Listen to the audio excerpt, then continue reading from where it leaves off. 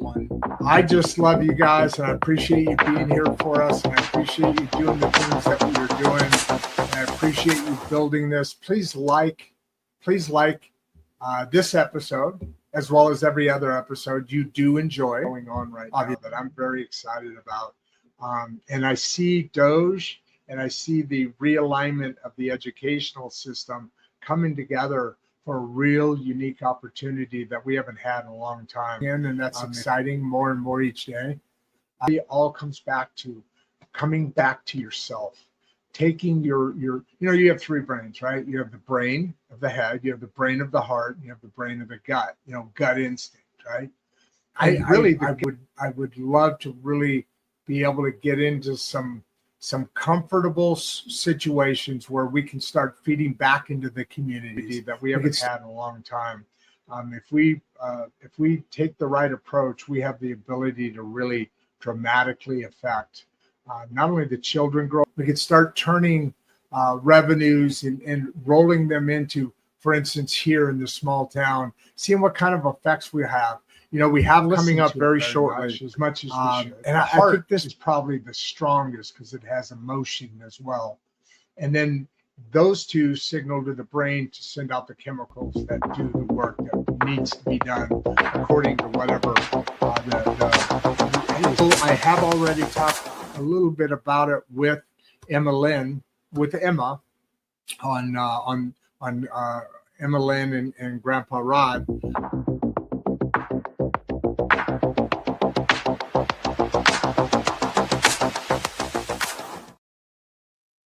Hey everybody, how you doing? I promise I am working on a new version of that. It's got the right message, but some of the editing I did is a little clumsy, and I want to fix that up. But I'm Rod Duff, joined as always by producer Barbie. And if you're joining us live, take a breath and settle in. Today's conversation is about vision, responsibility, and what it actually means to grow without losing yourself in the process. There comes a point in nearly every entrepreneurial journey when working harder no longer solves the problem. You've built something real. You've taken risks. You've made decisions that really matter. And then you hit a ceiling. Growth slows, pressure rises, and the next decision carries weight, not just for you, but for the people who depend on you. That moment is where today's guest lives and works. We're joined by Steve Walsh, venture capital investor, founder of Bison Equity Group, and author of the 10X Leap.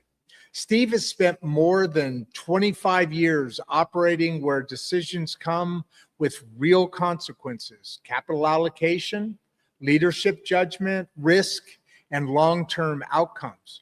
What distinguishes his work is that it's not hype or bravado, but it is clarity. Steve doesn't talk about growth as a slogan. He talks about growth as more of a responsibility. Through his investing work and through Make the 10X Leap, Steve challenges entrepreneurs to stop thinking incrementally and start asking bigger questions. Is your business structurally ready to grow? Is your leadership prepared for complexity? Is your capital aligned with long-term stability? These questions matter not just in boardrooms, but in classrooms, in communities as well.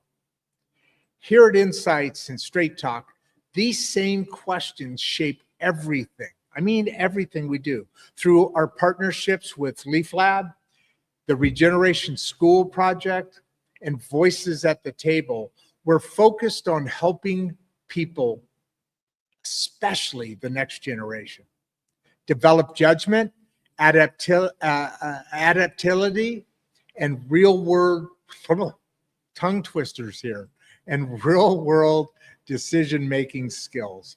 And through skills better than mine, obviously.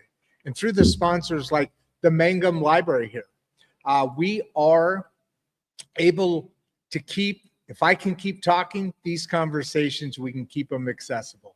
We can keep them grounded and rooted in the belief that informed people make better decisions. Steve's work sits right at the intersection of all of this: vision, structure, capital, and responsibility. Today, we're going to talk about what 10X really means, why most people misunderstand scale, and how leaders can grow without breaking what they built. So with that, I just want to say a couple of things. Steve, welcome to Insights and Straight Talk. We are so glad to have you here, brother. Great. Thanks a lot. You know, everything you said is like, wow, that's a big chunk to take on there right there that you talked about. But, you know, well, you are taking on a big chunk. Yeah. Right? Well, you know, the thing is, I look at entrepreneurs are fun to work with. You know, that's, you know, where I work.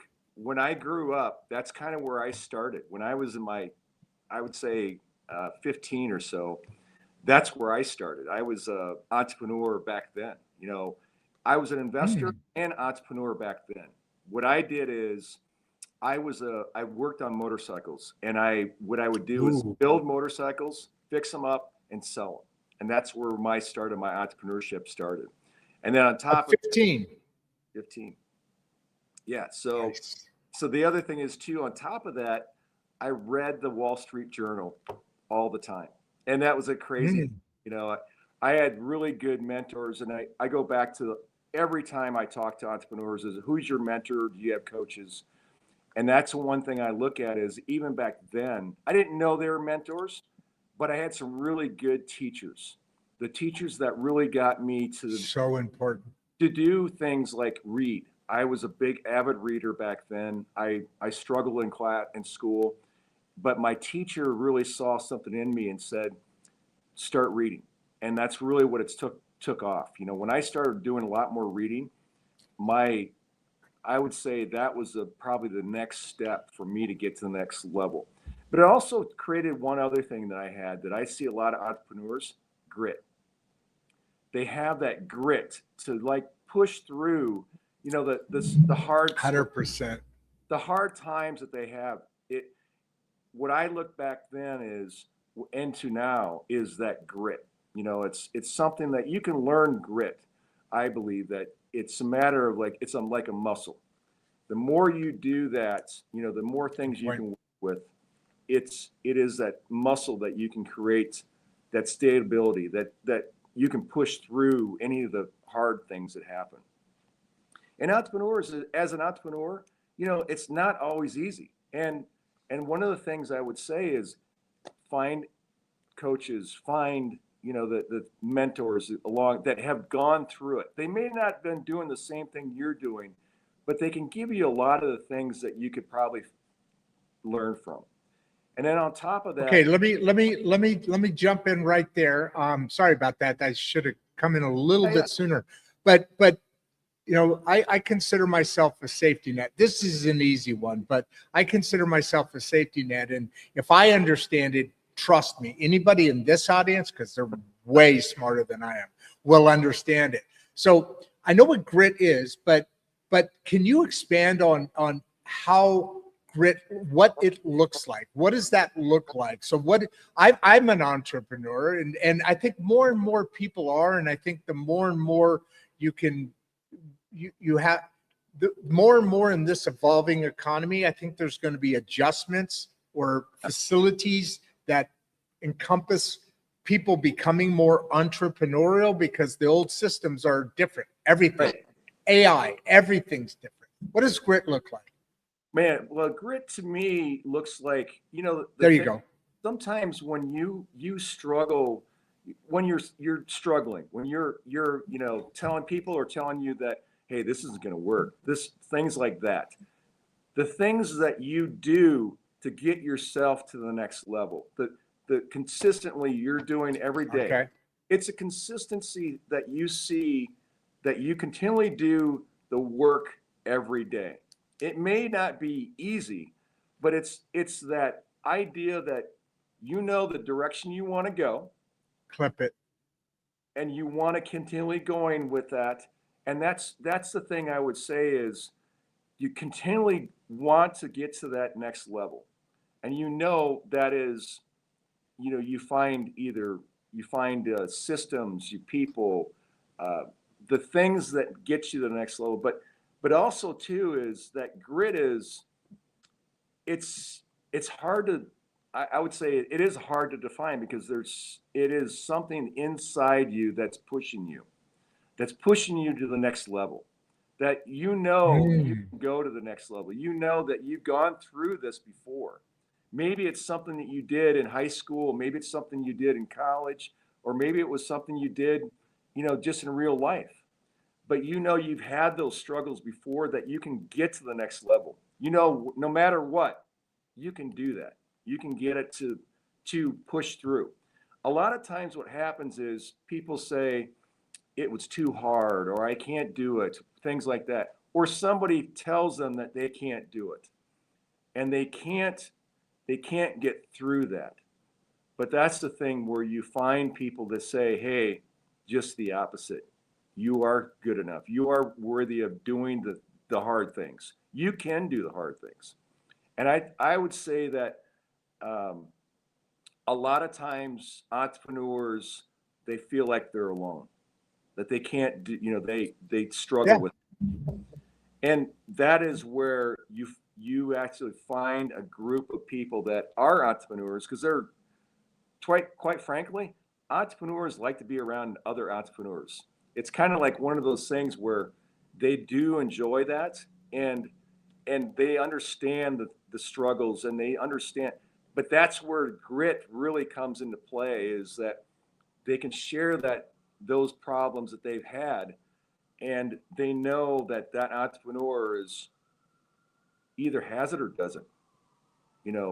It's interesting you're saying that. I always talk about this on the show. We talked before the show. I think it was before the show in the green room, where I was saying we're at like 460 episodes now just in the last year, which is awesome, which is cool, which is a lot of freaking work. Rod Duff and producer Barbie is a marketing thing. It's just Rod Duff. I do the editing. I do all the producer Barbie's there. She's has been with me for 20 years, but she's in California and more of a marketing tool than a real producer. So anyway, my point being is, I think it's so funny as we see so many different expert guests on the show, and in different lanes, but let's say in this finance lane, and we're talking about investments and entrepreneurship right now. We're talking about business, and in this world, you see different angles or different approaches towards the similar messages. And what you just said was really, because as I go through this, and as I've been doing more and more of this, I see more and more, because this is about the middle class, and being where I am now, and then listening to these things and putting all these dots together, click it. It's interesting to me that it seems though we grow up in a system that teaches us to be, I don't want to say mediocre, but workers, to be the backbone, the not the entrepreneurs, the not the investment bankers, not that. We're taught to go this direction. And that's part of the Regeneration School project that we're fixing, that we're working on. But my point is everybody has that grit. And you said something that made me think of this whole rant I'm going off on, which was, when you were younger, something happened and you couldn't do it, or you had to move on, or this and that. And then you come back later, and we're taught to just, it didn't work, so move on. But we need to be taught more grit, because grit's the difference in what you just said. Grit's the difference between going back and saying, you know what, I really could have done that if I would have just done this or that, or had a Steve Walsh in my life as a mentor, or go out and looking for those things now. Isn't that interesting how our school system kind of, and you said we could go off on other tangents. This is a little bit of another tangent. Our school system is working against us to have grit, right? Yeah. It's funny, I go back to when somebody said I couldn't do it, I always did it. If it's something I Like couldn't it. do, or if I couldn't, it was like maybe it was something that they didn't think I could do, or for whatever reason, I always did it. I always pushed myself to do that. If I couldn't get to the next level, I always did the hard thing. And that's the But part you that, didn't pick that up in your traditional schooling either, though, did you? no, That's a more of a uniquity. right, right. And It's a bad word, but that was just one of my things that when growing up is that, I kept on saying is, okay, what else can I do? And now in my life now, that's even more so. It's more so about, what can I do as a person, as can I grow? How can I grow? How can I, because I think as an entrepreneur or as people in general, that's really what you want to do. You want to grow as a person, you want to grow as a company. That's continually that thing, and growing and learning. That's, what it comes down to. human beings. It's Right. human beings. That's how we're made of. We want to explore. We want to go to space. I mean, that's the nature. What do you think back? So you're more so now because you were then. Oh, more so. Okay? You were. More so than So ever. what got you started? Do you think down that road? What, like, was it your upbringing? Was it your parents? Was it just something in you? You just said, no, that ain't right. Because that's kind of me, I think. And I'm nowhere near. I'm not comparing here. I'm just this little dude in a little town in a little show. But what was it? What was that thing? Do you think? If I you think look back, what? I think a lot of it's, I was a farm boy when I grew up in a farm, and I really loved Okay. hardworking. We would get up early. Never even thought about it that was normal. And so you get in and do that. Ah, That it was is. Go the ahead. the idea is that we continually just worked. It was not a I'd come home, do chores, and then study.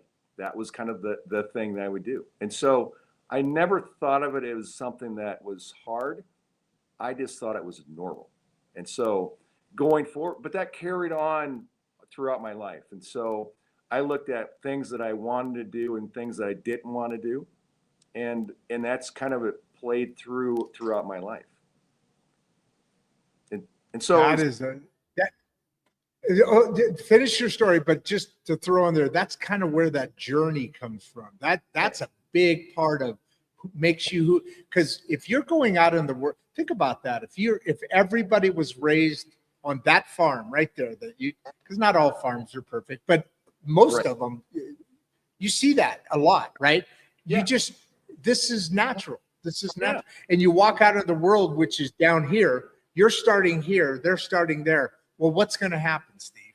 Exactly. You're just going to push yourself up to the next level. But I would say too, Yep. try to find people that are above you. I always look at it as like Boom. if I love to be around people that are a lot better than me, because I know that if that's going to happen, I'm going to push myself to the next level too.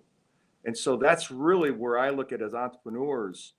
Find people that are better than you. It doesn't matter if it's personally or if it's just, financially or if it's business wise, that it really gets you to the next level. I believe that competition, what do they always say? The iron sharpens iron. That's kind of the thing. If they look at it that way, Yeah. I would say that, and entrepreneurs are, I think, is you grow as an entrepreneur. A lot of entrepreneurs say, "I'm good." That's I'm at my ceiling. I'm good there. I'm comfortable there. But I always say that there's a better way to get to the next level. Maybe that next level is very, for whatever reason, maybe that next level is something really to the extent a lot easier than they expect. It's they find the right people, find the right capital, things like that they have brought in uh, that have actually gotten them to the next level. And that's the one thing I really see is when you become comfortable that's really a dangerous place, because then it's It like, is. that's where you look at is, what is it I can do better? Where can I go next? Those are the things that I'd say is, I look at it as, if you're comfortable, it's better to be being comfortable being uncomfortable than being comfortable.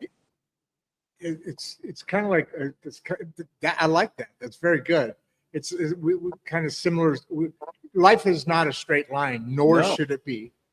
Nor should it be. It's a journey, right? Yeah. And if you're always comfortable, you're not growing. You're falling behind, literally. Right. And we're built, folks out there. We've got several hundred people on already, but we're built as a human species, like Steve said earlier, to go out and search the stars and go further because. Well, I'll give you a great example. By the way, I'll say click it every now and then, Steve, because I'm trying this new software out. And I noticed you've stopped, and I should have warned you about that earlier. Right. But StreamYard just put out this thing that says, if I say click it, it'll take the 30 seconds before, and it'll create an AI clip. Oh, It's part of the marketing that we do. So, I see. I'm a one-man. Go ahead. What? I figured that was probably something like that. Yeah. The first time you did it, I saw your reaction. You were like, what do I do here? Damn it. You just told me I'm going to interrupt you. You really doing that well. Way better than even need to. But if you hear me say that I probably won't do it anymore, because there's got to be a better way. But in this case, you just say that out loud, and it's been working pretty cool. But with somebody like you who's actually paying attention to me, like I'm messing with you, and I don't mean to be doing that. But the now I forgot what the whole point that I was going off on there. The thing that we need to understand is that I'll give you an example of a story we went through on a show or a couple of shows ago. Have you ever heard the term centurion? Yeah. Yeah. So people who live 100 years or more, right? And they did a study a decade or so ago. Maybe it was back in the 80s, 90s, something like that. But they were looking at these pockets of where centurions were living. They're a bunch of 100-year-olds in this area, and they were all over the world. They're different places, different countries. One here in Kansas, actually. Yeah, I think it's Kansas. Yeah. So what they found out was that each of these pockets, these people were usually united because it was a pocket, but they had a mission. There was some sort of mission, like the monks, some sort of mission that they have. So when you're uncomfortable, like you just said, you got to be comfortable being uncomfortable. That's healthy. Mm-hmm. I mean, stress is one thing. Yeah, that's different.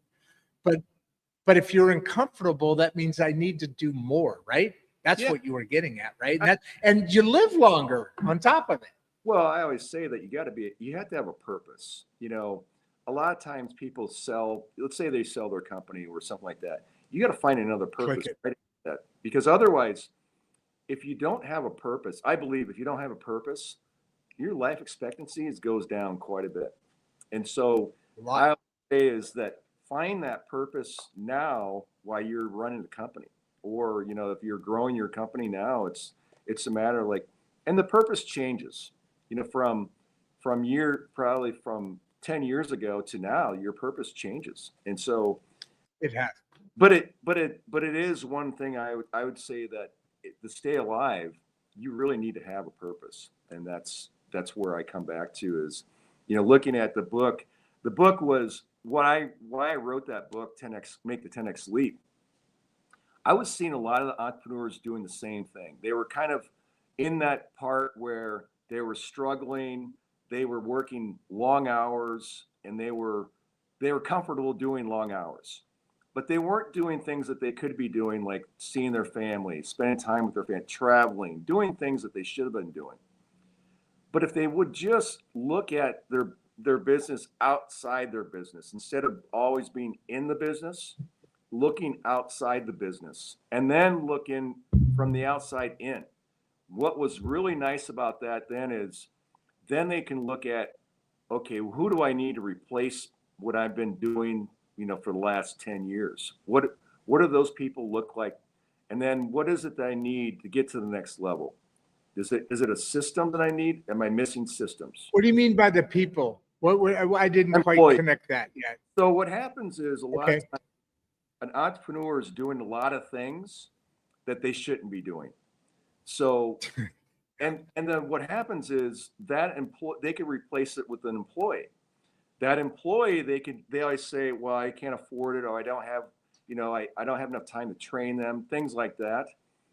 The best thing for them to do is look in from outside their company and say, what are the employees I need to replace me with that person? And then bring those in, just bring them in. And then I will guarantee that if you continually do that, you'll grow your company a lot faster, a lot faster.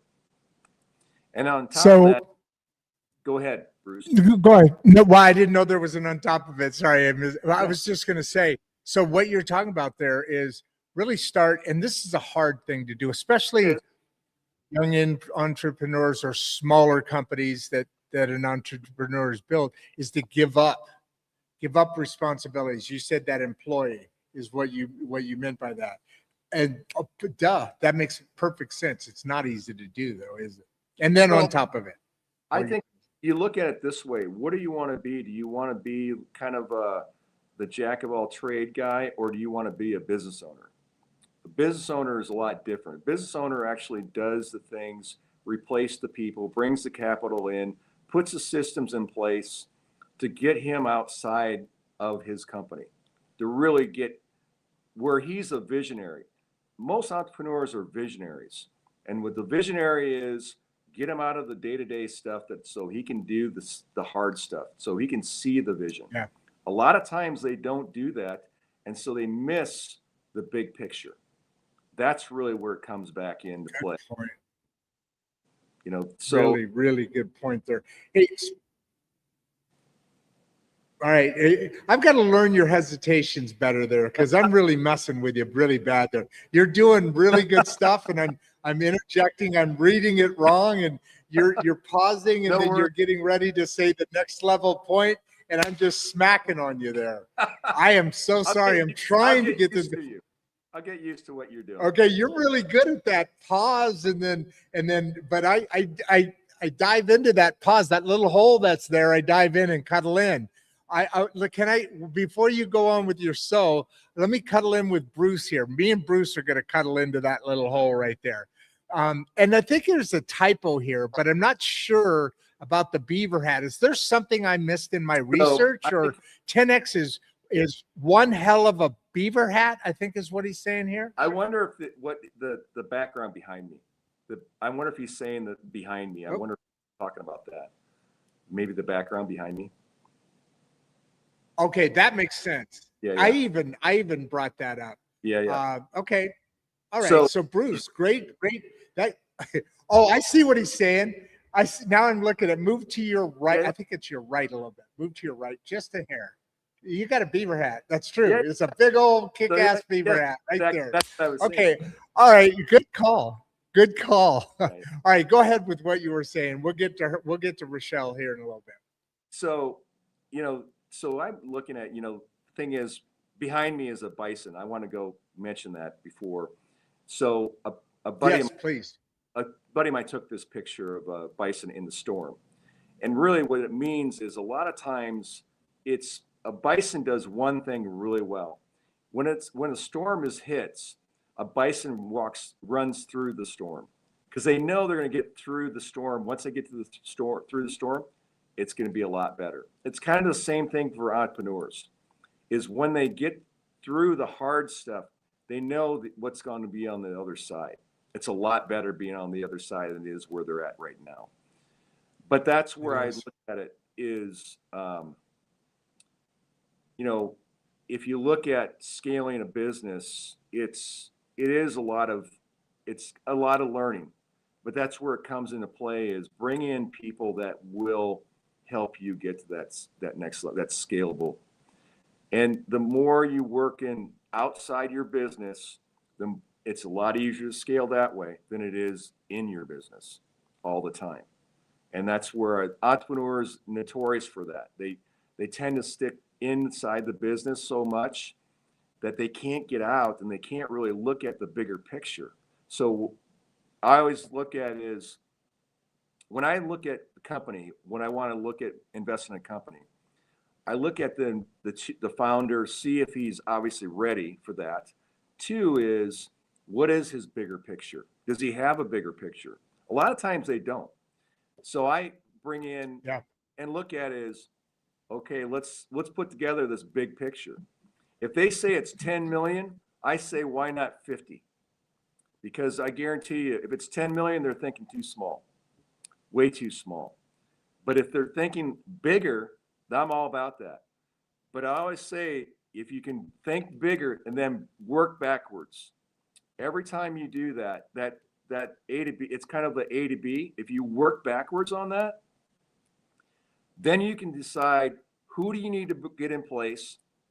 Who do you need? Systems, and what kind of capital do you need? Those are the things that you need to really think about.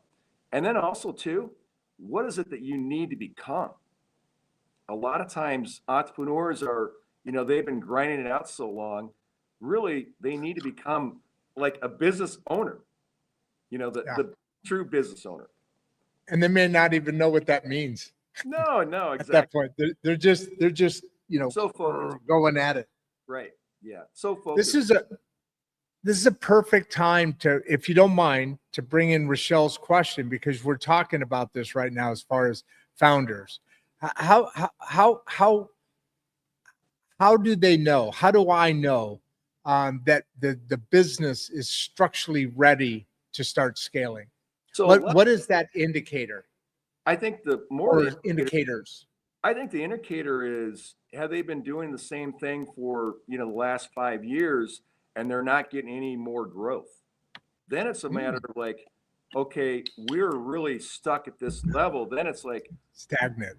We're stagnant. So what is it that we need to do to get to the next level?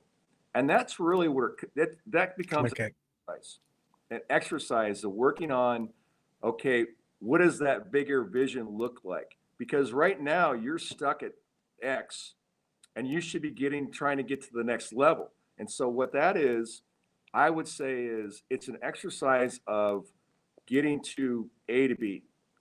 Do that exercise all the time about how I can get to the next level. And then honestly, assessing if your business is ready for scaling. I think it's a matter of if you're ready for business to scale. Yeah. A lot of the entrepreneur. It's the entrepreneur. Are they ready to scale? It's sometimes not the business. It's more about the entrepreneur. And a lot of times. Yeah, literally what you're saying is the business is sitting there ready to scale. Yeah. It's an entity. It is what it is. It's a series of widgets or whatever, or services that you provide. So it's ready to scale. Now you got to go to the entrepreneur, the owner, or the founder, or whatever, and say, are you ready to scale? Are you ready to be able to make more in our business, I built a machinery business. We built machinery for the equipment. So start off just selling for other people. Got really good at that. Made a lot of money. Bought another installation company. Turned it into a manufacturing company and install. Got up to about 40, 50 people. But the more that kept going, it was less and less me. It's like producer Barbie used to tell me, I did that for my ego. I do this for love. But I built that up to 40 plus people, plus contractors, and all that building, how that goes. But at some point, there's a point where we got to, $100,000 is, hey, I'm making a good, fine living for myself. Hopefully I don't have a big family or many wishes. Then you get to $1 million, and it's still that kind of lifestyle business, but it's still a business. Maybe maybe your partners with you in the business, which is usually the case. Yeah. Maybe a bookkeeper comes on at that point, maybe. Then you get to 5, and now you're kind of a real company. And I don't mean to say that mean to any mom and pop shops, but you're kind of a real company. You got a few employees, you got a tax service or accounting service, and you got a bookkeeping group person. Then you get to 12. Now you're really starting to get to a point where things are starting to change. And I think that's where that's the world that you start to develop for, right? That's your model. Right. That's where I would imagine. 2 million. I like to start, say, at least minimum 2 million. I would say, because here's the thing, that first million, is hard. I mean, that first million's hard. It's a grind. And so once you get over that 2 million mark, it's not easy, but I think you're becoming, systems are in place, getting in place, things like operations. Yeah. The look of the company is really kind of already there at that point. 2 to 5, right? Yeah, I get you. Okay, I got you. Go ahead. So that's where I would say that, a lot of times, but anything under $1 million, a lot of times, entrepreneurs still should think like that. They should think about, meaning what? Think like what? They should think that, they're going to get to that. They're going to get over $1 million. They're going to get to whatever their number is. Their number is, let's say it's 10 million. They're at 250,000. If they're at 10, if they have that idea, then it becomes where they at least have a target. That becomes really important, because if you're just out there and saying, let's get to $1 million. Well, then that's a relatively easy target for them. Then it's a matter like, but if they get to that, if they set it at like 10 million and they're at 250, then they're thinking a lot better, a lot different. They're thinking a lot bigger. And you're looking more on the horizon more now, like you drive, right? You drive looking at the horizon so you could see what's coming up. If you're just thinking 2 and you're at 800,000, whatever, if you're just thinking incrementally, I think I said in the opening, you got to think bigger strategy, or at least your vision needs to be, because you need to be driven, right? I mean, you need to have something that's like, okay, this isn't going to happen overnight, so now I've got to do things every day to do that. Create habits, right? Yeah. Create habits, and creating habits. I go back to is your personal lifestyle is a big deal for me. Is like, what are you doing for your health? That's a big thing for me. Is health is important, and I think it really shows in business too. If you're unhealthy, sometimes your business is going to be unhealthy. So I would say is the more you can consistently do things for yourself, mind, body, and soul, work on those things. It's a matter of getting those things in place, really make a difference on the next level that you want to go to. It really does. Yeah. I mean, your energy comes from within. Yeah, that makes perfect sense. And so you're literally so you're investing in people or your companies, but really you're investing in people, right?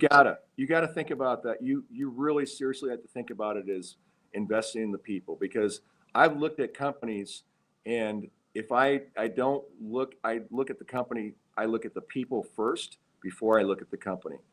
If it's a company that I really love, but it's not, the people aren't going to be people that I want to work with, it's not going to work. I've had that happen. I've had it happen before, and it doesn't work. So, but if it's people that I would love to work with and I want to grow their company, it's fun. It becomes a lot of fun. And quite frankly, it is fun. Yeah, then it becomes fun. And then it's a matter of like, where can we get this company to? How fast can we get, that's where it becomes a lot of fun then. I gotta admit, when you said that, it's like a big smile just came on my face, because I think if growing anything is fun. A child growing up is fun. You growing up but to watch a company, and what you said makes sense. And you got to just not look at the founder. It's also that what's when the founder leaves, what's the management team look like, right? Right. I mean, larger company, right? Don't you that all these things? I've been involved in a couple of little acquisition things, but it's who's going to be there when the founder's gone, right? So true. I mean, that's the thing you got to look at is who's going to be there. Okay. And the other thing I look at too is entrepreneurs, if they find, usually the visionary is somebody that's really kind of like the dreamer, the one that really sees the bigger picture. They better bring somebody in that actually can do the work, because a lot of times they need to do this, somebody that does the work. And that's really where it comes into play too, is like get that person in there that does the work at the top, because the visionary is always going to see something bigger, shinier, things like that. You got to bring somebody in that's going to either bring you down, because it brings you to the level where like, hey, we got to get this stuff done. And so that's where it comes into play. And that's can be fun. So the adult in the room then is what you got to make sure you have. You have at least one adult in the room, because at least one. At least. But a lot of times you'll see entrepreneurs will see a shiny object where like maybe they see somebody doing really well in that industry or something that's not even in their industry. And they're thinking, well, maybe we can do an acquisition, things like that. But they need to really think about what lane they're in. Are they in the right lane? Are they doing the right things? And so that's continually, and that's where I would say, they got the implementer, the one that actually does the work. So. Yeah. Let me ask you something. I've been looking at this since the very beginning of very few minutes early on in the show. And I have no idea. Is there do you know this person, or is this somebody just catfishing us right now here? I don't think I know that person. Grape horn? I don't know what. Aren't you normally watching grape horn right now? I don't even know what grape horn is. I don't even know what that is. I think and I don't recognize that picture. It looks like a younger. I don't recognize the picture either. So that's. I think somebody's messing around with us. Let's move on. So Daniel here, how do you balance vision with operational discipline during rapid growth? And this makes a lot of sense. This question I've been so excited to ask because it's a tough question. Daniel, I love this. I assume it's a really good question. It is, because here's the thing. So operational discipline, I would say a lot of times what happens is that visionary wants to run, 100 miles an hour. And so you have to have an operation that actually can catch up with it. Because a lot of times what you'll see is a visionary will have like 5 or 10 things that they come in, and then they just try to blow this company up. Well, they got to remember they got people behind them that's going to push this stuff. And so if they continually if they're continually changing it, that is a deal killer. And the other problem is you start losing employees, the things that you really need to have that kind of in check, the balance in between both. And that's where I would say the visionary and that operation person have to be in sync. I go back to, there was a company that I was part of, and the entrepreneur, visionary, and the operation guy they worked really well together. But if you talk to them about when we did the sale of it, you talk to them about what it was like. The visionary is like, this was great, I want to do this again. The operation guys, that was hard. I just want to wait. I want to just rest a little bit before we do it again. So it was that balance, but they had a really good relationship between the two. So they really worked well.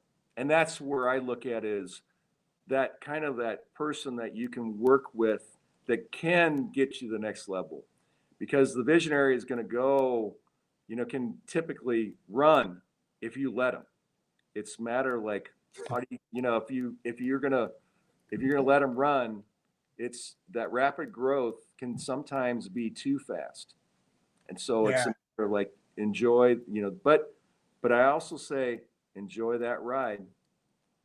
Yeah, enjoy the ride. Make sure you have the reins tight. By the way, I wasn't even paying attention. We have well over 600 people on right now. Wow. Okay. Big jump sometime in the last, I haven't looked at the clock since early on. Right. And you know what? We're almost at an hour already. Nope. I don't know if And that time went fast for you, but yeah, bam, flew. that just flew by. I mean, we're not even, you have more time because we've got a bunch more questions. And I think we're getting into some really interesting questions for me that are fascinating. The other thing I want to add, when you're talking about that visionary, that, and I've been there, I've done that, and it can really stub your toe, and I get that. Visionary, you know, hey, we can do this and that, and we can do this. But the other thing you have to realize, if you start losing employees because you're overpacking, they can't handle it, blah, blah, blah. Right. But then also, you may have I shouldn't be pointing behind me. You have employees that are the backbone of that company, and you're putting this, like, I had a really tough transition, my company did, because I saw it. It makes sense. I bought this installation company because I was selling this equipment, and every time I sold a $1 million piece of equipment, whatever, there was a $500,000 install. And I'm thinking, fuck, that's a lot of money. Because that's actually more money than the commission I was getting off of my business selling for that other company, right? Yeah. So I'm thinking, leaving money on the table, every single deal, you know, and I'm pretty good at sales. So a lot of deals going through. So I'm doing the numbers. So I was pulling about $500,000 a year. So I took some of that and I bought a company for a couple mil. And I thought, okay, but the reason I bought that installation company, after I started going through of it, I said, why don't we build some of this goddamn equipment? Now you're talking 40-ish margins, right? You're talking some pretty good margin. And here's the ego part. I always wanted to have what's it called? I can't even, I'm going blank on the name now. When you get a patent, I always wanted my name in the patent office. I wanted my company to have a patent. And my point being, all this I was driving ahead because of this vision stuff. My employees couldn't. I mean, I had to go out and hire more engineers now, and I had to do. And I never got to the patent part. I was too busy trying to work the damn company. And finally, it's like, you know what? I have more fun doing these videos, interviewing. Interviewing industrial leaders and that. Yeah. And that's kind of where, you know, because I grew up in college. I grew up in college. I didn't grow up till well after college. I had a business administration BA and music or theater. I really should have went the theater way, but you know, most grown-ups go you meet somebody in college, you have a kid after, and now you got to, okay, I'm going to do the grown-up thing. But I couldn't just work for somebody. I had to go start a business. So, you know, I drove that direction. And then my midlife crisis wasn't wanting a Porsche. Been there, done that. Wanted to do what I actually have more fun at, which isn't hiring 10,000 people to build, you know, 40,000 machines that weigh 15,000 pounds a piece. Although I got to admit, that was pretty cool. Watching that shit drive off the ramp when they're pulling away. I got to admit, that was pretty cool. It was a great time for my life, but it's interesting what you said as you're driving that. You got to have a grown up in the room, because that grown up would have told me, "Hey, Rod," somebody I trusted too. Yeah. You know, you got to trust that person. So that was an interesting thing that you were talking about there. But yeah, and that's an aspect. You got to really know your business and yourself. And as you're driving all this forward, you got to really have somebody that's beside you that you can and that may be you. I mean, if you're investing in somebody's company, that's that person, or at least a person, right? A lot of times you want it to be. Yeah, you want it to be too. I always come in and say, if you just want capital, I'm not the guy. I mean, it's like, because I'm going to bring in, I want to grow this company just as much as the entrepreneur does, and so I'm going to try to do as much as I can to get it to that next level.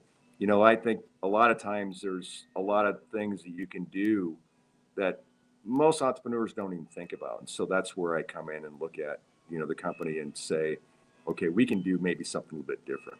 So I'm glad you said that, because I was just going to ask. So what does that look like when you come and say, hey, Steve, man, we're just getting going here. We got a nice little ramp thing going here, but we're just this, and I can really see where this can go. I've got that vision. So what does it look like when you say, okay, Rod, let's talk. We had a meeting. Everything looks good. Let's do so. So now we do something. What does that look like if you and I are working together?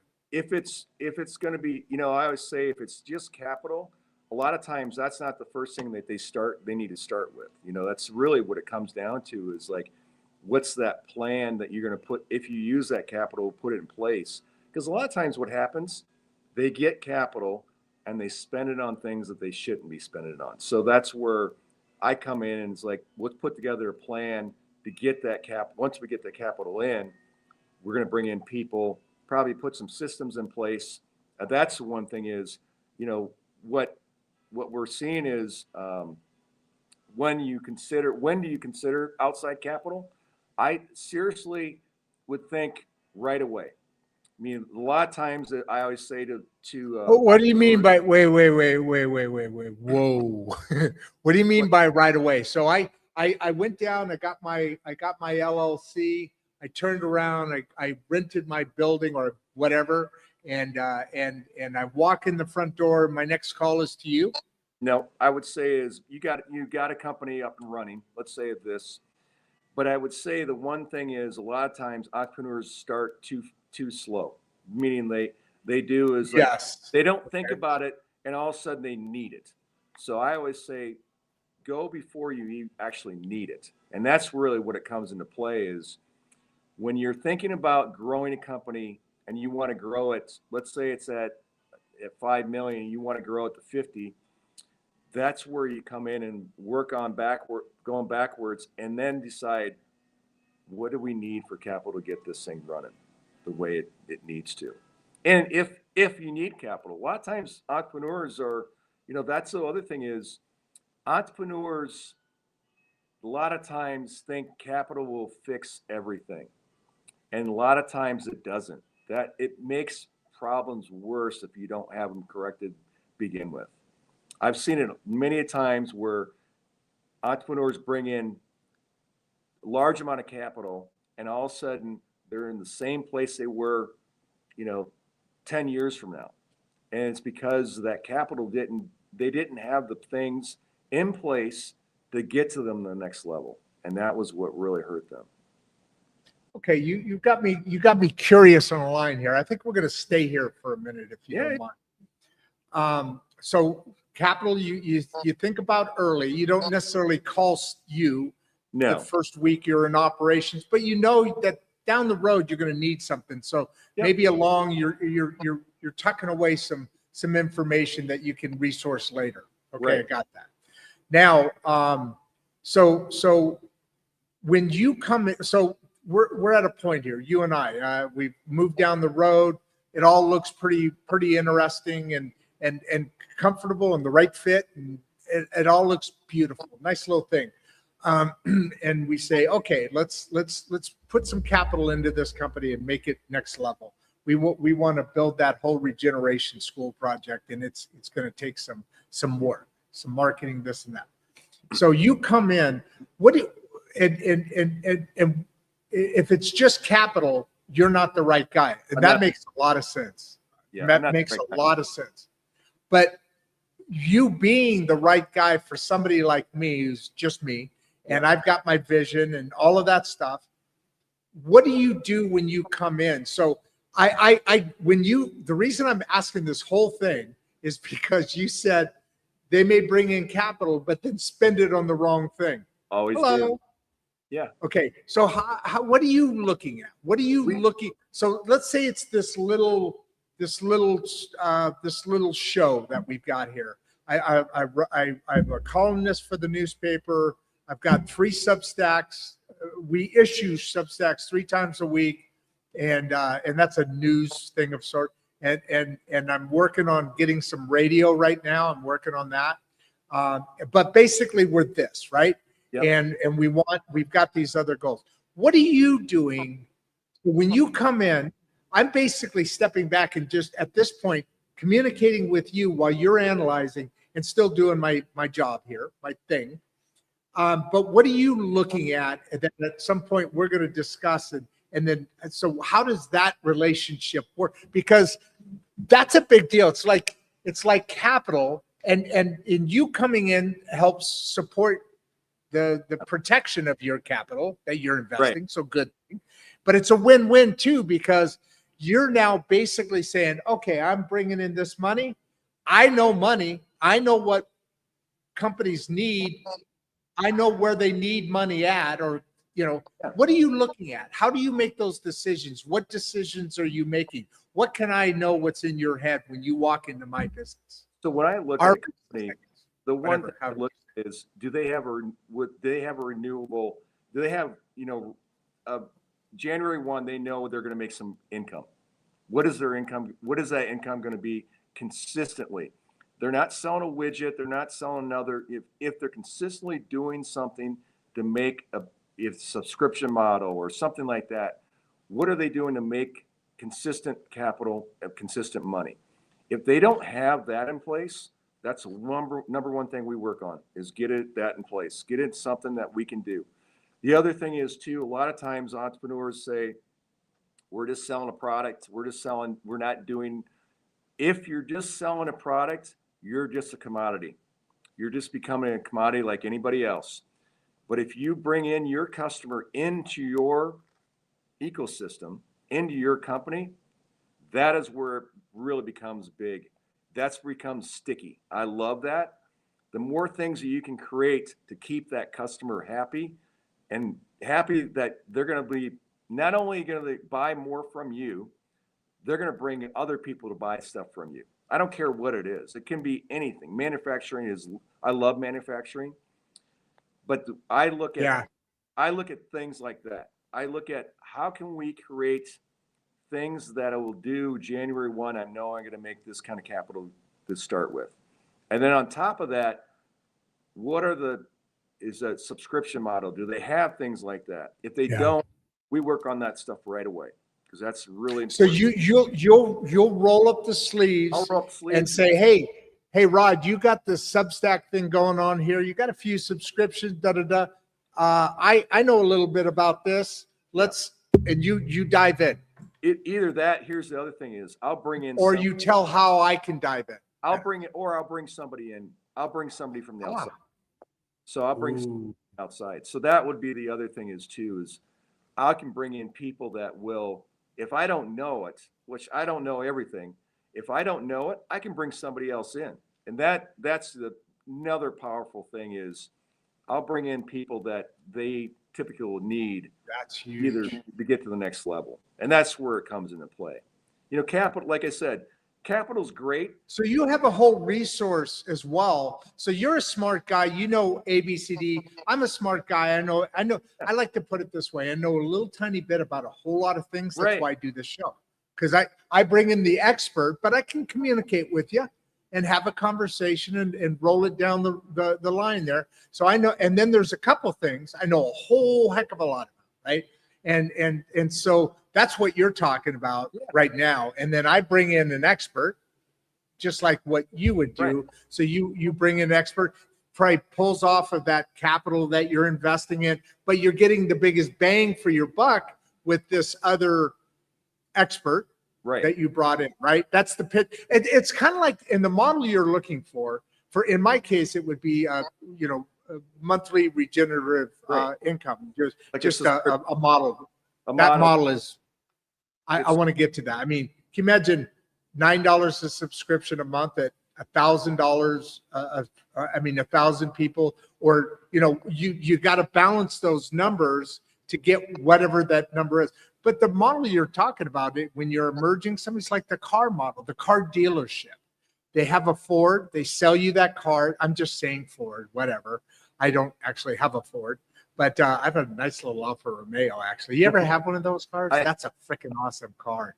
But anyway, you have that. They sell you the car, then they do your maintenance. Yeah. Hopefully your tires and your windshield wipers and your oil changes, and then you hit something and you broke an axe. I don't know, you broke something and you got to go in and get it. That's what you're talking about, where you're pulling more than just buying a car So true. off of that customer, right? That's the immersion you're talking about. But I also say add value to that customer. That's the one thing. True. Bring, if you're just, I always say that how much value can you add to the customer because the more value you can bring to that customer, because really, quite frankly, the customer doesn't care about you. They don't care about your product. They don't care. They just want to know what it's going to do for them. So that's where it comes into play is. And there's nothing wrong with that. That's expected. No, it's expected. But that's where the value comes into play is like bring the value to the customer. They're going to have an experience that probably nobody else would have at the competitor down the road. That's one thing is that you continually do is that I look at it as a white glove service. What is your white glove? What is it you're creating for your customer that customer is going to stay with you no matter what? Oh, okay. So I'm off. So I was off in that, what I just said. I mean, that model is true, but what you were saying was immerse them in your ecosystem with the white gloves so they don't want to go anywhere else. Oh. Are you kidding me? Billy Bob treats me better than Sally Sue did. Right. And I'm going to Billy Bob all the time. Yeah. I mean, that's where yeah. Okay. And then it becomes very sticky. If you had the experiences that you go through, you look at companies that you've worked with that you probably remembered a great experience. That experience it made whatever you made you feel with that, it becomes very sticky. They can charge you a little bit more because of that, and you're going to pay it because you're going to that experience. Every time you'll pay a lot more. Let me ask you this. So when you walk into somebody's business after a point, not like second the door opens, but can you identify what that sticky, what they can do to become sticky? A lot of times they miss it because they're so far right. They're in it. So I can come in and look at what things that they can do right away that make changes. The price, guys. A lot of times pricing makes a difference too. A lot of times entrepreneurs are so afraid that they're going to charge too much and they're going to lose customers. Quite frankly, it's a matter like a lot of times they miss price. That's kind of the other thing is too. But then look at it as too low or too high. Too low. A lot of times too low. You know what? You're right. I always had that argument with producer Barbie back in the machinery business. So I'm not the only idiot out there then.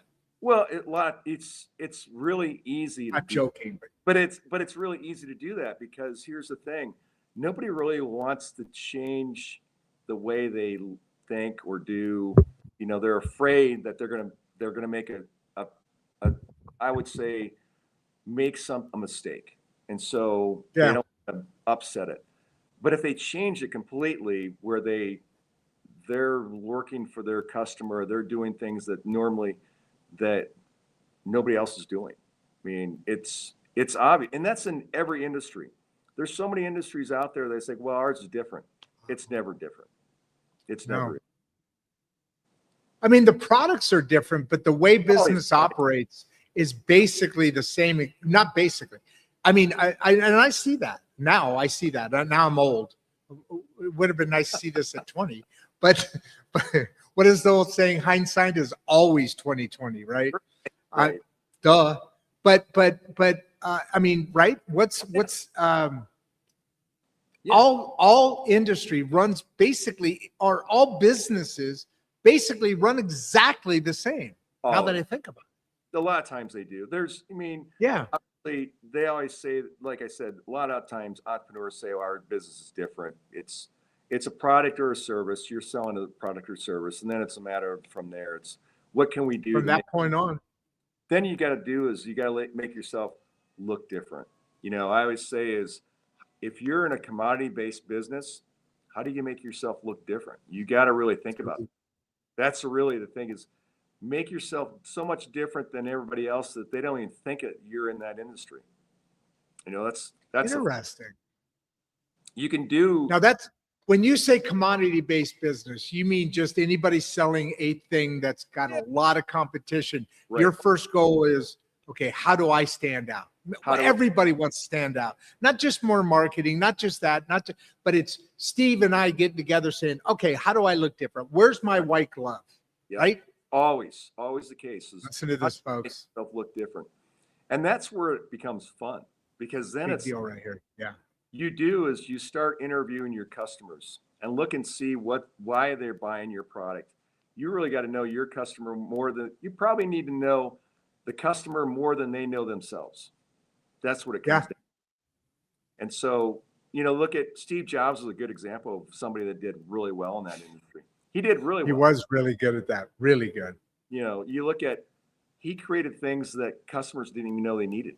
You know, that's the one thing you look at. You know, that's something he made famous. He famously said was, I don't give a shit what the customer wants. They don't even know what they want. Right. I know what they want. Because but I mean that's a Steve Jobism, so to speak. But he's speaking truth, but he's not speaking truth. He knew what they didn't know what they wanted because it wasn't there yet. Correct. He's creating something they knew they were going to need. That's what he was saying. He was a true visionary. Just being an ass about it, the biggest ass that he is. But yeah, well, okay. But he was looking at it as a true visionary. He was looking at stuff that absolutely so farther ahead than anybody else was, and that's what it comes down to. He's like the Tesla back in the day or today, the owner of Tesla. I mean, Elon he's Musk. Kind of that level. Yeah, Musk is. But no matter what politics is done with his name these days, whatever, that dude is amazing. And yeah, that visionary like Steve was. So you got to look too, though. What are those? You know, I look at Elon Musk, Steve Jobs, Warren Buffett. What are all those guys really good? Another one. They have a really good product, but you know what they're really good at? Marketing. They're really good at marketing. They're really good at marketing themselves. They're really good at marketing their company. And that's the one thing I would say a lot of entrepreneurs don't do. They don't get outside their shell to do the things to get themselves looking different. You know, all those people I just mentioned, they look different. And that's the thing. Their company maybe looked similar to some other companies out there, but they made it look different. They made it make so much different. That's where they marketed it that way. Now that you say that, yeah. Wow, that's very, very, very good. Now let's stay with that for a second. Olivia here. Check out what Olivia is asking. It's perfect timing here. Well, or actually that, or you saw it and knew to lean into this. Yeah. So I think a lot of times, you know, entrepreneurs mentally got to prepare. They do. But it is the practice of looking at where they want to go, because it's so important to have that, at least have something on paper to say, we're going to go to this next level. It becomes a lot easier to mentally look at that then too. And it's all about visualization then. Becomes that idea is like, how does that look? What does it feel like to be there the next level? If you're at, let's say you're at, I go back to that 5 and you want to go at 50, how does all that look? The mental clarity that you can get by just doing that work really makes it a really next leap for you. And I think that's where it comes into place. So I'm gonna skip a few questions here that we'll get back to in a second, but I want to stay on this 10x leap because it's a different side of the coin here that Juan has to say or ask. What's the first practical? And there's one you're gonna love here in a second. Here's the dude saying, okay, well, what about when you get past 7 figures? So there's a dude here that you're going to want to see his comment or his question. What's the first practical step towards making the true 10x leap? So before, the question was, how can leaders prepare themselves? So I prepared myself. I'm getting ready to make that 10x leap. It's your book we're talking about Yeah. here, and all the things that you've learned by helping companies. And like you said, if you're thinking 10 million, really 10x, you should be thinking 100 million. What is that? So here's two things in that 10x step. What is the first practical step? Okay, I know it's coming. What do I do now? I'm that guy. So basically, Person. I'm that person. the first practical step is find a person that's done it. Okay. You know, that's mentorish. that's gotten there. Find people that have done it. Good point. Because it really helps when you're starting those steps. It's a matter of like, you can start stepping that direction, but it makes it a lot easier when you have somebody behind you that has done that. You know, that's where the really Makes comes. sense. Then it's a matter of like, okay, the practical steps are, I know I want to go to 100 million. What does that look like? How does it feel? And then it's go backwards again. Like I said, work backwards. Then it's a matter of like, who do I need to get? What do I need to get for systems? What kind of capital I need? But also too is, what do I need to become? Who is it that I need to become? Because that's going to be important, because the person that's at 3 million is going to be a lot different than when they're at 100 million, because that person, it's going to be a lot different. And so you got to have. You ever watch Landman? I have, yes. Yeah. Okay, so it's the difference between the president of the oil company who's flying around in the jets and his son. Correct. Who just hit six. I don't know how far you watched the show, but I just started it and I am addicted to it. But the son, drives a beat up. He's a hard worker. He's an entrepreneur. He's got the vision, right? He's this $3 million person. Just still kind of a lifestyle. I mean, you're able to draw a pretty good salary now. Right. Before it was whatever was left in the company you could take. Right. Now it's probably a little bit more. But I compare that, who are you going to be? Because you're different if you're the father in that case. So true. And the wife and the daughter and then the boy, because that's the perfect. A lot of people watch Landman. That's why I wanted to bring that in. I think that makes a good picture. But also too is that that there's two ideas that I think that the son is trying to bring in investors in from outside, and that's that's where the smart. Got to be careful. It becomes where the smart capital. I always say it's, what do you want to bring in? You want to bring smart capital, or do you want to bring in just capital? That's really what it comes to play. And that's where it becomes really important. You're interviewing investors just as much as them interviewing you, because quite frankly, it can be really hell if you got to bring in an investor that you really don't enjoy being around. Well, or if you're bringing in an investor, or you're going to a bank, let's say, and you're getting a loan from a bank. Correct. They're not going to help you. They're going to say, okay, you qualify. Here's $1 million. Here's $10 million. Here's whatever. But then at the end of the day, you brought up that point. I, as the visionary, I'm really good at a lot of things. Spending money isn't necessarily the best thing. So having this expertise, this expert on my team, on our team, in the company's team, that's a big deal. That's better than a bank.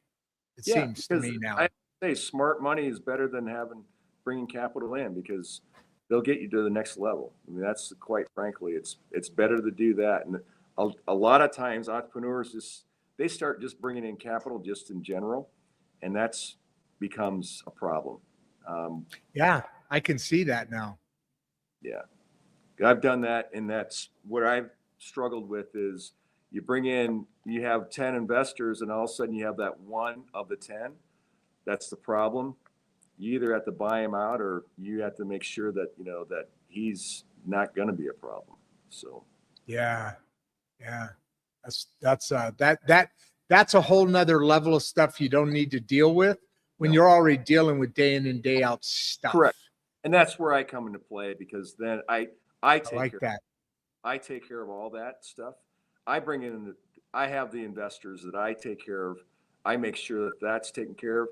They don't, so the entrepreneur doesn't have to deal with that. That was I because like that. that's a really can be, something that's going to slow them down. They don't need that. 100%. Yeah, and that's because you still need to play your own roles, right? Oh, At that point, so you have roles now. Yep. Yep. Yeah, you always So need to. Branson, I want to give you the little icing on the cake. We got another couple of questions here, but Branson here, I this one struck me. How should founders rethink hustle? I like this question because it's multi-complex. Yeah. Rethink hustle as they move past 7 figures. Man, that's an interesting question, because It is. because here's the thing, hustle, that first million, that is exactly what they're doing, is that hustle. Oh, can I stop? Yeah. I meant to bring this up earlier. Having you, not having somebody like you for the next 12 million, 20 million, 40 million is like making that you were just going to remake the point. It's like making that first million. It's still tough. That first million is tough because you're doing it on your own. You don't know anything. No. You're just learning. It's really a fucking hard, pardon my language, but hard to do. Yeah. If you continue going on, that getting to 12, there's that million again, different numbers, because it's new stuff, right? I'll give you a story. So I was working with this company. We were thinking about investing in the company. He had struggled. He was at 18 million. And he was struggling. He was cash flowing, but he was barely cash flowing. The biggest problem he had was he was making parts for a lot of different companies. Sounds like that's what you were doing at one time. What I suggested to him is, why not become the brand maker? The margins are higher. You're producing everything. Employees get it because they're building a brand versus they're building one piece at a time. Right. Ooh. It made their company so much different because it went from them making parts to making a brand. And what happened? Employees become stickier. Their customers became a lot better, more attentive. It became a whole different company just because of that. Wow. And so that's where I look at is when you're looking at, go back to the hustle, rethink hustle. I think it's really rethink about it is, who can I bring in that's going to help me alleviate the hustle? Meaning, who can I bring in from either a mentor or something like that says, hey, you're at a million. I've been there. I've done that. This is what we did different to get to this next level. Those are the things that rethink that hustle is, bring people in that have done it already. It changes the mindset completely if you do that. It'll get you to the next level a lot faster, a lot easier. You're going to bring in a lot more different energy. It's going to be a completely different energy if you do it that way. And you said a lot faster. So it's like if you have a relay, right? And you have a baton you're handing off. Yeah. Right? So you're continuing you're handing that off instead of okay, now I need this new thing. Now I got to go back to the starting line. You ready for the gun and start over again. Get that momentum on that next thing. Okay, that makes sense. I like pictures. So that kind of makes sense, right? It's a handoff and a relay versus starting each quarter or each lap from the starting line, starting off again. But probably more so. Well, but I would say that entrepreneurs, don't be afraid to ask. They can say no. That's the biggest thing is, okay, they say no. Okay, there's a lot more companies out there, a lot more people out there that have done it in different industries. You can use or at least get some information from them. I mean, and a lot of entrepreneurs love to share stuff with other entrepreneurs. They do. They just do. And there's even where you get together, where you what's the word? Going blank on the word. Where you mingle, there's different things out there that you can really get involved with people and other things and asking, because there is a considerable difference when you get at those scalable points. So when true. I think 5 and 12 are typical numbers, and then 30 I think is kind of another block.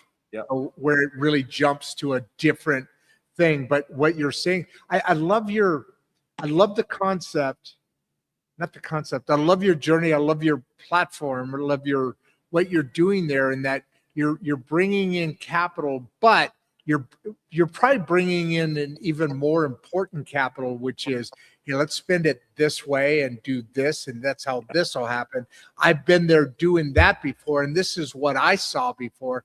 You're a visionary and you're a smart guy, Rod, but this is what, that package, that hard capital, that Steve capital has got to be at least as valuable, especially when you're bringing in dollars to be spent in the right direction. Right. That's really important. When it does that, that's really what it got. Yeah. So before we kind of wrap up, one thing I want to do is I want to get in the private chat. I want to get your contact information. Yeah. You've done a lot of these. You know how it is. Yeah. Somebody will come a week after, or a day after, or a minute after, and they're like, I wish I would have talked to Steve. I would have asked him this question. Yeah. Well, if they leave it on the web, on the show itself, I may get to it in a week. I don't know, whatever. Right. But if they have your contact information, they can go straight to you. You can do. Go ahead. What? I can say, just if you want to contact, you can reach out, steve@bisonequitygroup.com, or just go to LinkedIn. Can you type that in? Can you type that into the private chat there? Do you see the private chat on your right side there? Oh. While I'm reading this next one, if you type that in, it'll give me a little red light. I know it's there. I'll copy and paste it actually into the comments. That way it's permanent. It's there. Although they could listen to it again as well. But for some reason, it won't allow me to do. You just dropped yourself out. Okay, so I'm gonna cover for Steve here. Hi, Steve. Come on back in when you're. I think he hit the wrong button there. But so we're gonna get to Kobe here in a second. And Kobe asked, how do investors evaluate readiness beyond just revenue numbers? All right, he's coming on. Hold on, his camera's not on yet. His mic's off. Okay, you can talk. There we go. All right, wrong button. Something happened to you. But do you see? You don't see a private chat there? Yeah, it doesn't come. It won't come up for me for whatever reason. Huh? I just. Do you see comments, or do you see a private chat? It's called private chat. No, it doesn't. Here, wait. I'll give you a hint. Let me see if a light. It's live. These are friends of mine, so we're being unprofessional. Do you see that? That's where I want you to put it in. I don't know what you're looking at because I've never been a guest on Streamline. So I've looked at it a couple. There's still that same amount of people here, Steve. I mean, it's been an hour and a half now. It's been an hour and a half, and they're still on.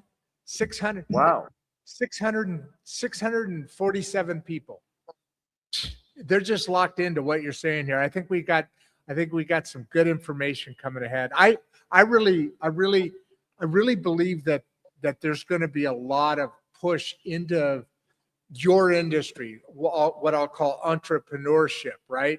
Because the world is changing so much. I don't think they're trusting the system so much, maybe more trusting themselves. And that's what built America. So that's a good thing, isn't it? Oh, it's always been a good thing. I think that's really what it comes down to is, what's built America is small businesses. But here's the thing. I say one thing.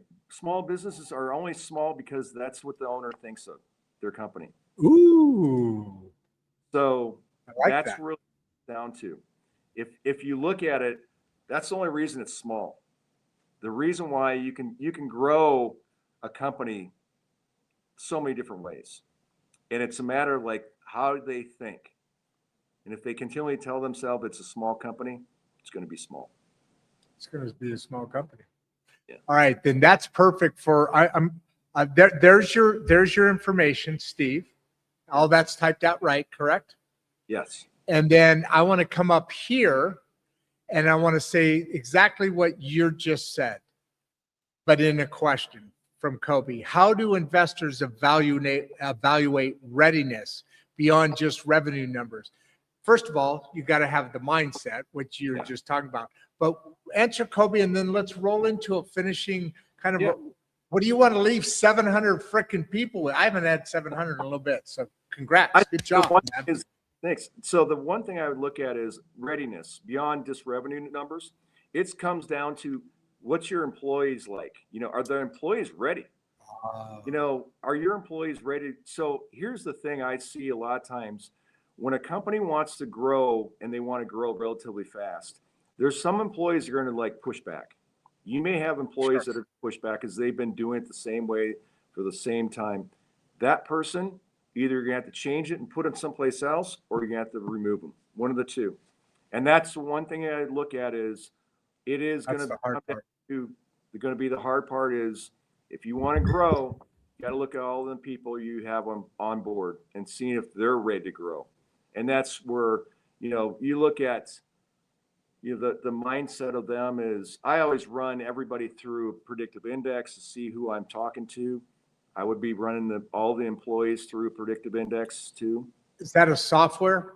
It's basically set up to figure out who I'm talking to, what kind of person I'm talking to. Is it like what companies do with Kobe, employees, the personality thing? Yep, Kobe or something. Okay, like okay, okay, gotcha. Yeah. It helps because it does really help because then I know who I'm talking to.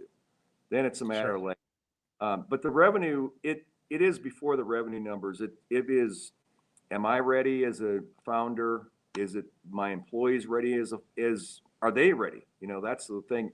Is our company positioned to grow? Do we have the right systems in place? Things like that. Because the system's going to make a difference too. You know, the accounting software, what other things that we have? There you go. Okay. You know, those are all right. So you're talking about the infrastructure, the ops, how are those all written out? You know, do you have, you're scalable up to the point of all the things you're talking about until you improve or build upon those things. The other thing is too, do I know my customer? Do I really know my customer base?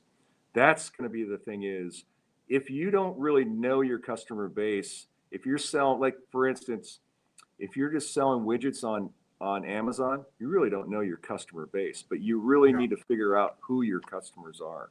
And that's going to be another really important thing is dial down who you know your customer is, who that true customer is. And then it's, you know, I go back to is that an avatar, create the avatar.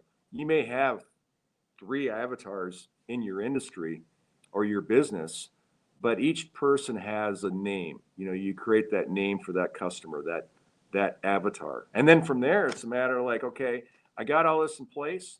Then it's a matter of like, what do I need to get? If I need to get capital, what kind of capital do I want to bring in? And that's, you know, the important thing. Very, very, very, very good discussion. Do you want to leave a final comment? I'll throw you in the green room while I wind this down. And well, not physically. You're a big guy. You look like you're pretty strong. So I don't. There was a day maybe I could do that. But figuratively, before I throw you in the green room, you want to leave a closing additional? You know, I know that was kind of a closing comment, or you just want to wave and I'll see you in the green room. I go back to the same thing is, you know, listen to these words of wisdom, folks. Entrepreneurs are fun to be around, but here's the thing. Entrepreneurs got to think bigger than what they are right now. I don't care what it is, where they're at in their journey. Think bigger, but also think about what kind of impact I want to leave the world. That's the other thing too. If I'm just creating a widget just to create a widget, you're going to get bored. Yeah. Most of the time is that mission about what you want to do in this world.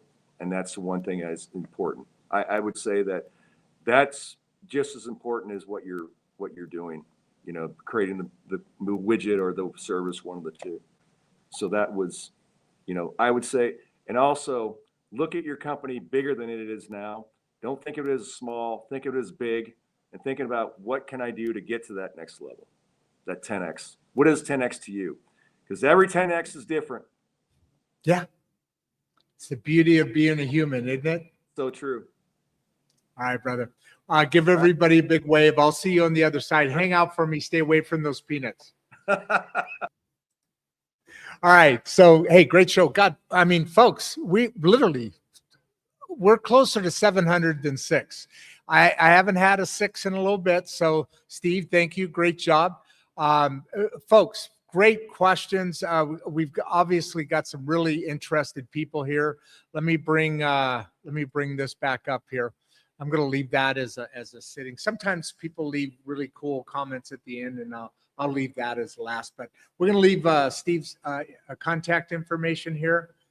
Sounds like there's some people that fit into this world that maybe can take some use out of. I know I can, for sure. I hope to have a fun little conversation with Steve momentarily. But in the meantime, I want to kind of close this down a little bit. Let me bring this over, and I hope everybody understood that today is a day of being able to look at financial responsibilities that we kind of over the last 2 weeks have been doing that. In that we talked about last week.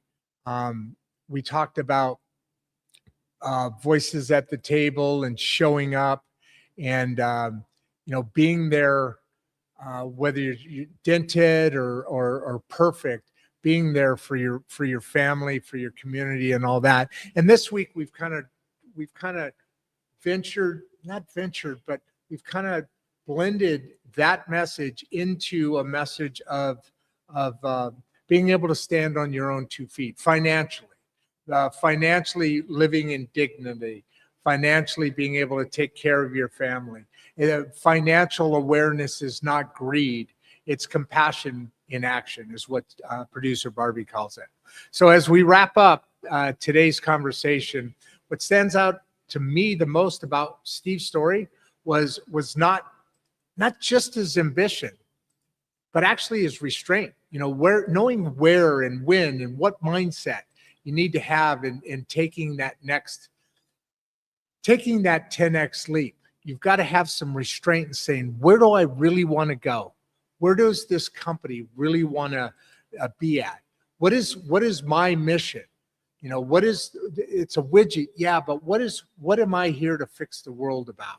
And that's something I feel very strongly about and agree with 100%. We're here to change the school system, which is here to change the world. So somebody asked me that question, it's a very easy answer. I'm here to change the world. The understanding that real growth is not about chasing more, but about becoming capable of handling more. And you heard that throughout the message today, handling that what's coming up. You're at 3 million, you're at 1 million. You're a different person. We just talked about this than you are at 10 million and 30 million, right? We use that example of the landman. That lesson applies whether you're building a business, raising a family, or helping shape the next generation of leaders. And that's exactly why conversations like this matters. If today's discussion resonated with you at all, and there were a lot of people on here today, the best way to support this work is simple and it's meaningful. First, subscribe to our YouTube channel. You guys know it. It's at Rod Duff 1939 on YouTube. We air live 6 days a week, and we also are on replay anytime you want to see it. Your subscription helps independent conversations like this stay visible and accessible. Second, join our Substack. Substack is insightstraighttalk.substack.com. We do that. We publish that. I publish that 3 times a week. And what's interesting about that is So we do on Mondays, we do a Barbieisms. And we take this theme through the week, like what we're in now. And you'll see that through all these writings. But in Barbieisms, we take a different tact at what the conversation was about today. And look at it through, let's say, just a slightly different lens, through producer Barbie's lens, and what messages she pulls out that are important. On Wednesdays, we do what's called Poems and Pages, or Pages and Poems.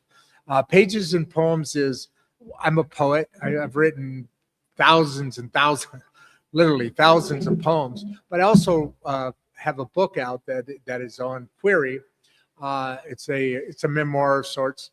It's called WTF Happened When I Was in My 50s, 13 Whispered Things. And in those 13 whispered things are all these topics that we talk about on this show. So those things that we publish are the subject of the day, but coming through a different tact. And then on Friday, so this coming Friday, I'm going to go back and review this show as well as the others, as well as last Saturday's show, because obviously next Saturday is after Friday. But anyway, we review those shows and then use those messages into the overall message of the week. And I think it's a really good combination for people, because you get different. To me, learning is in school now is basically about memorization. But if you can get different angles at a subject, I've learned from this show that I can talk to multiple different experts about the same topic, but there's always some slightly different angles. For instance, Steve today, in how he approaches his business. Very fascinating stuff. So we publish 3 days a week, Monday, Wednesday, and Fridays on the Substack with deeper reflections. And we do a lot of behind the scenes content and written pieces that extend these conversations beyond whatever I could do in a broadcast. And finally, I invite you to check out my weekly column once a week, every Friday, in the Mangum Star newspaper, where I continue exploring these themes and responsibilities, but tying in the local community, Greer County, because this is where Regeneration School project is coming in. Community and growth in print. You can find it on the second page. I take up about the first half of the second page in the newspaper at www.mangumstar.com, MANGUMSTAR.com. Support doesn't always mean money. Sometimes it just means attention. And that was the beauty of Steve's message today, because it's not just about money. Sometimes it's about sharing. Sometimes it means choosing depth over noise. Steve Walsh's work reminds us that every meaningful leap begins with clarity. Who you are, where you are you ready? And with a decision is where it starts. Thank you for spending a part of your day with us. Thank you. Thank you to our sponsors and our partners who make this possible each and every day. And thank you for being part of this community that values thoughtful conversation. And we'll see you next time on Insights and Straight Talk. My name's Rod Duff. I am your host. And as always, I say stay right after the outro video where you'll see producer Barbie. And I always say some sort of goofy little thing. I'll see you on the other side of that. But with that, my name's Rod Duff. I'm your host, and I am out. Before you leave, if you'd like to watch another one of the podcasts, click the first link in the description. We love having you here, and we appreciate all your support. And with that, producer Barbie and I are out. Come on, entrepreneur.